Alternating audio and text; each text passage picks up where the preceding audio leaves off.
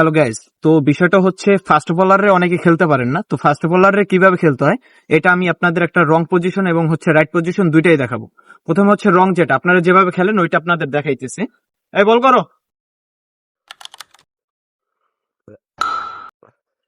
এটা হচ্ছে রং পজিশন। কারণ হচ্ছে দেখা যায় যে ফাস্ট বোলার সে যখন বলটা ছুড়ে, বলটা দেখা যায় যে আপনি ব্যাটিং করতেছেন, আপনার ব্যাটে নাও লাগতে পারে, এসে আপনার কোকসায় পড়লো, আপনার কিডনি লক হয়ে গেল।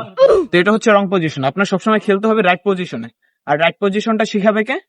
আমি। এটা হচ্ছে রাইট পজিশন, দেখেন আপনি একটু খেয়াল করেন। যখন বলার বল ছুড়বে, আপনি বল নামাইরা বলারে মারবেন।